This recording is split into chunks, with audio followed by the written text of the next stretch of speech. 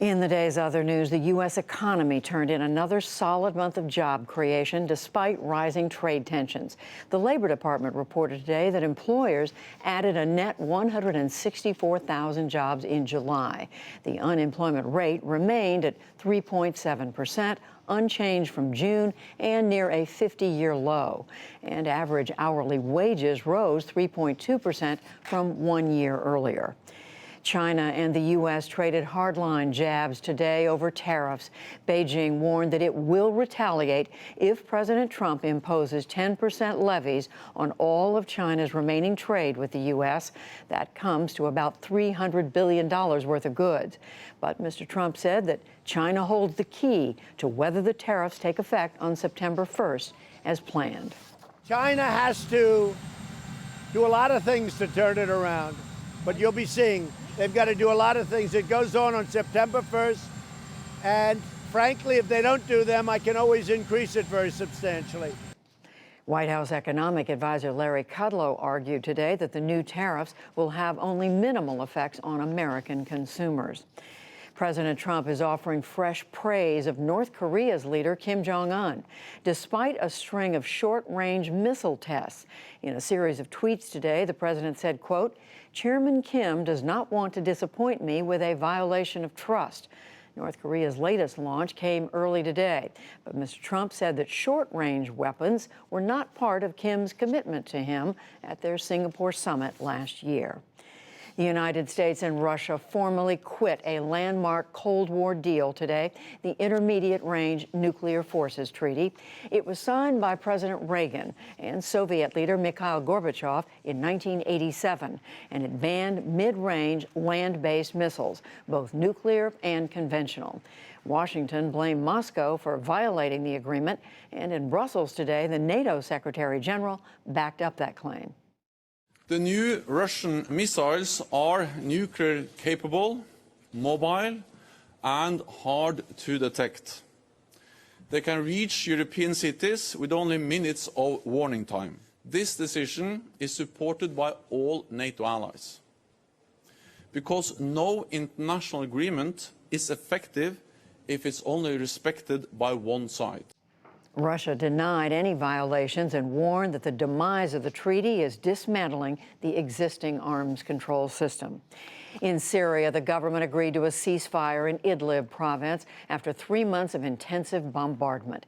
Idlib is the last rebel stronghold in Syria, and the government offensive there had killed more than 400 civilians.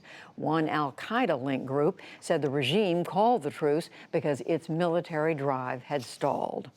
Saudi Arabia loosened a range of restrictions on women today. The reforms will allow women for the first time to apply to travel freely without a male guardian's permission. The royal decrees also grant women the right to register a childbirth, marriage, or divorce, among other things. The changes take effect at the end of August. Back in this country, a New York City police judge recommended firing the officer who was accused of fatally choking Eric Garner in 2014. Daniel Pantaleo denied using a banned chokehold, but Garner's pleas of "I can't breathe" became a rallying cry at protests around the country. His daughter spoke today after hearing the judge's recommendation. I think I'm feeling the same way my entire family is feeling, which is it's been too long. We've been waiting for 5 years for someone to say that he did something wrong, and they finally made that decision today. A state grand jury declined to indict Pantaleo in December 2014, and just last month, federal prosecutors chose not to bring civil rights charges. Police Commissioner James O'Neill has the final say on whether he is terminated. R&B singer R. Kelly pleaded not guilty today to sexual abuse charges in New York. The 52-year-old was denied bail at a federal court hearing. He's accused of luring young women and girls into illegal sexual activity. Kelly also faces child pornography charges in a separate case in Chicago. More than half of the Democrats in the U.S. House of Representatives now favor starting the process of impeaching President Trump.